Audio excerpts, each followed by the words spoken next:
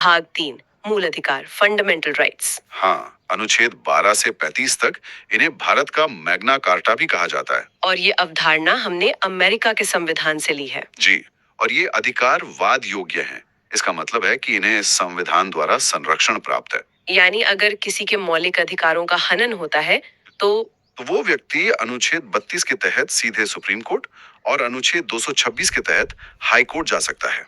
ये बहुत बड़ी शक्ति है।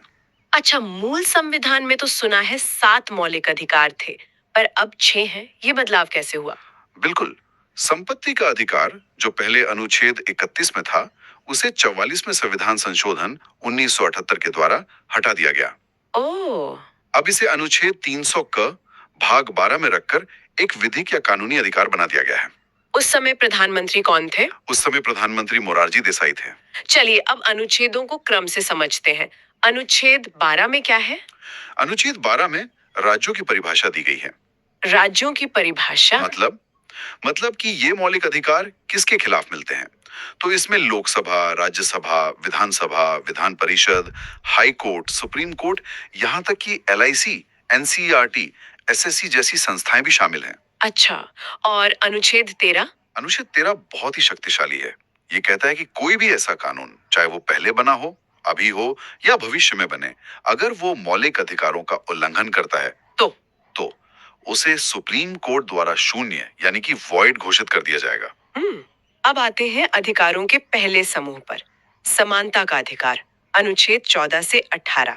जी, अनुच्छेद 14 में दो बातें हैं। पहली, विधि के समक्ष समानता, ये हमने ब्रिटेन से ली है। और दूसरी, विधि के समान संरक्षण, ये अमेरिका से ली गई है। दोनों में बारीक फर्क है। ठीक है। अनुच्छेद 15 कहता है कि जाति, धर्म, लिंग, वंश और जन्म स्थान के आधार पर किसी भी सार्वजनिक स्थान पर भेदभाव नहीं किया जाएगा। जी, और अनुच्छेद 16 लोक नियोजन यानी सरकारी नौकरियों में अवसर की समानता की बात करता है। इसी के अंतर्गत नियोजन में आरक्षण का प्रावधान भी है। फिर आता है अनुच्छेद 17 जो अस्पृश्यता यानी छुआछूत का अंत करता है। और अनुच्छेद 18 उपाधियों का अंत करता है। लेकिन इसमें एक छूट भी है ना? मास्टर जी या फिर कर्नल, जनरल वगैरह। ठीक है। अगला समूह है स्वतंत्रता का अधिकार, अनुच्छेद 19 से 22। अनुच्छेद 19 तो बहुत ही व्यापक है। बहुत व्यापक है। अनुच्छेद 19 का में विचार और अभिव्यक्ति की स्वतंत्रता दी गई है। इसके कई हिस्से हैं। जैसे पहला, अभिव्यक्ति की स्वतंत्रता।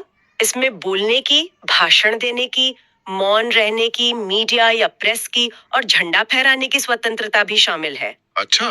फिर है सभा करने की स्वतंत्रता, संगठन बनाने की स्वतंत्रता। देश में कहीं भी घूमने की स्वतंत्रता भी इसी में है। जी हाँ, चारों ओर घूमने की स्वतंत्रता, भारत के किसी भी क्षेत्र में बसने की स्वतंत्रता और कोई भी व्यवसाय करने की स्वतंत्रता। इसमें एक संपत्ति का अधिकार भी था शायद। हाँ, 19V में था जो अब निरस्त हो चुका है और कानूनी अधिकार है जैसा हमने पहले बात की। ठीक है।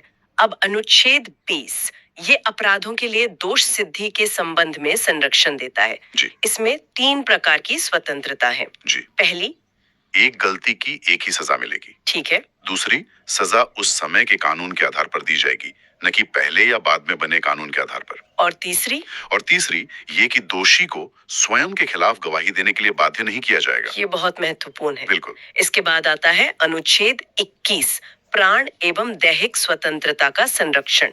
इसे जीवन का अधिकार भी कहते हैं। हाँ, और ये बहुत विस्तृत है।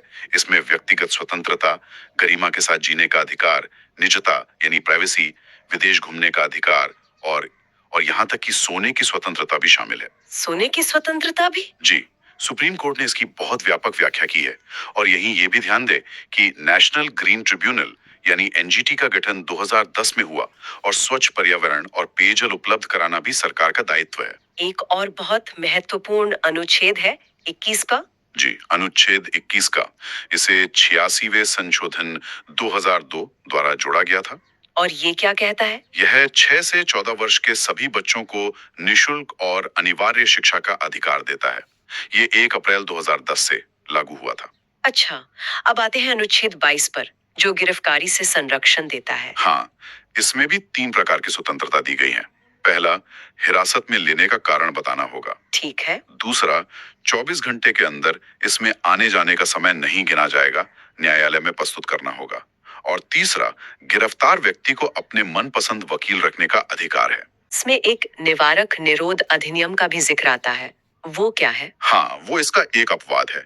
यह एक विशेष कानून है जिसके तहत किसी व्यक्ति को अपराध करने के पहले ही गिरफ्तार किया जा सकता है। मतलब शक के आधार पर? यूं समझिए, इसमें बिना वकील बिना कारण बताए अधिकतम 3 महीने तक नजरबंद कर सकते हैं।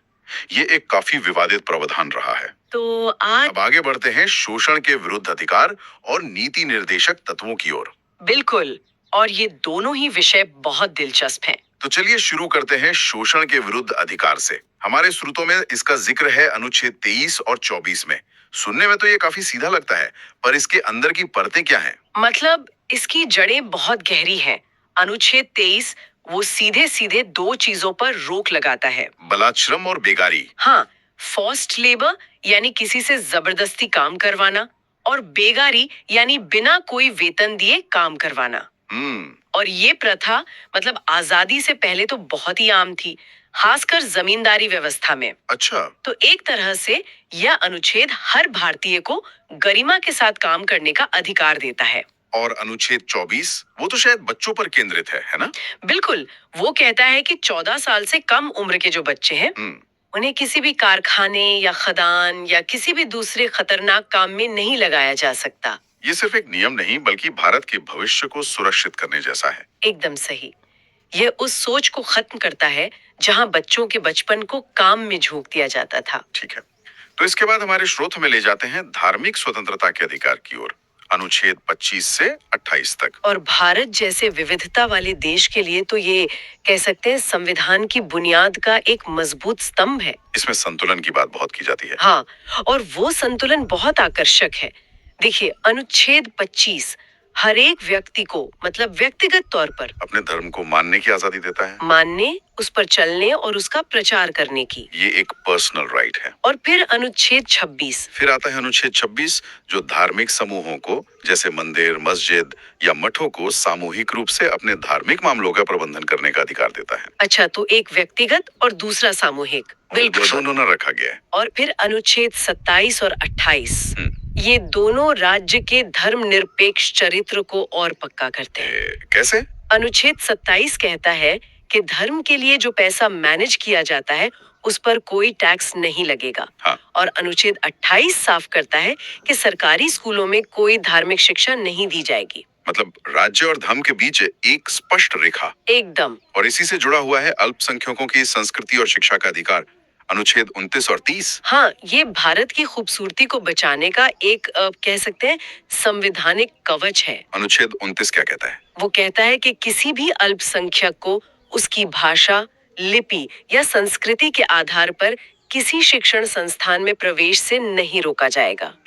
और फिर अनुच्छेद 30 उन्हें अपनी पसंद का शिक्षण संस्थान स्थापित करने का अधिकार देता है। ये तो बहुत बड़ा कदम है विविधता को बनाए रखने के लिए। बिल्कुल, ये एक संदेश है कि भारत में हर संस्कृति का सम्मान है। अब आते हैं एक ऐसे अनुच्छेद पर जो किसी जमाने में काफी चर्चा में था, अनुच्छेद 31, संपत्ति का अधिकार। हाँ, जो अब एक मूल अधिकार नहीं है। यही सवाल है, ये इतना बड़ा बदलाव क्यों और कैसे हुआ? देखिए, ये कोई छोटा मोटा बदलाव नहीं था। इसके पीछे दशकों का एक तरह का संघर्ष था। संघर्ष किसके बीच? सरकार और न्यायपालिका के बीच।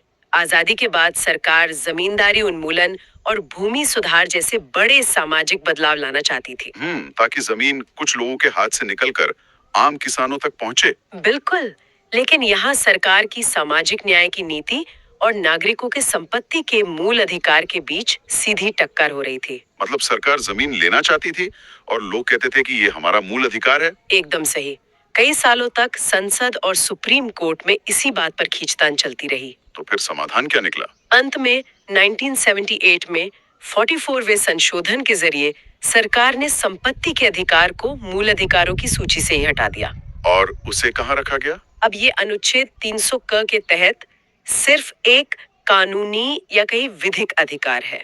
जिसका मतलब ये है कि सरकार कानून का पालन करके आपकी संपत्ति ले सकती है, मनमाने ढंग से नहीं। बिल्कुल। इस एक बदलाव ने भारत के समाजवादी झुकाव को एक तरह से स्पष्ट कर दिया। वाह, ये तो सिर्फ एक अनुच्छेद का हटना नहीं बल्कि एक पूरी राजनीतिक और सामाजिक कहानी है। सही बात है। अब आते हैं उस अनुच्छेद पर जिसे बाबा साहेब आम्बेडकर ने संविधान की आत्मा कहा था, अनुच्छेद 32। ऐसा क्या है इस अनुच्छेद में? ये बहुत ही महत्वपूर्ण सवाल है। इसे ऐसे समझिए, मान लीजिए आपको बहुत सारे अधिकार दे दिए गए, लेकिन अगर उन अधिकारों के उल्लंघन पर आप कहीं शिकायत ही नहीं कर सकते, तो उन अधिकारों का क्या मतलब? वो तो बस कागज पर लिखी अच्छी बातें रह जाएंगी। बिल्कुल, अनुच्छेद 32 इसी समस्या का समाधान है। कैसे? ये खुद एक मूल अधिकार है जो कहता है कि अगर आपके किसी भी मूल अधिकार का हनन होता है, तो आप सीधे सुप्रीम कोर्ट जा सकते हैं। अच्छा, सीधे सुप्रीम कोर्ट? हाँ, हाई कोर्ट जाने का विकल्प तो अनुच्छेद 226 के तहत है ही। ये अधिकार बाकी सभी अधिकारों को लागू करने की गारंटी देता है। और इसीलिए अंबेडकर ने इसे आत्मा कहा। हाँ, क्योंकि इसके बिना संविधान का शरीर कह सकते हैं बेजान होता। तो एक बार जल्दी से मूल अधिकारों के वर्गीकरण को दोहरा लेते हैं, जैसा हमारे स्रोत की टेबल में दिया गया है। हाँ, जरूर। समानता का अधिकार अनुच्छेद 14 से 18, स्वतंत्रता का अधिकार 19 से 22, शोषण के विरुद्ध अधिकार 23-24, धार्मिक स्वतंत्रता का अधिकार 25 से 28, सही। फिर शिक्षा एवं संस्कृति का अधिकार 29-30 और अंत में संवैधानिक उपचारों का अधिकार अनुच्छेद 32। बिल्कुल, और ये भी याद रखना जरूरी है कि ये अधिकार असीमित नहीं है। मतलब इन पर कुछ सीमाएं भी हैं। हाँ, जैसे अनुच्छेद 33 संसद को राष्ट्रीय सुरक्षा के हित में सेना, मीडिया और गुप्तचरों के मूल अधिकारों को सीमित करने की शक्ति देता है। और अनुच्छेद 34 उसके तहत भारत के किसी भी क्षेत्र में सेना का कानून यानी मार्शल लॉ लागू किया जा सकता है। ठीक है, तो ये था भाग 3। अब हम संविधान के एक बिल्कुल अलग हिस्से की तरफ बढ़ते हैं, जहां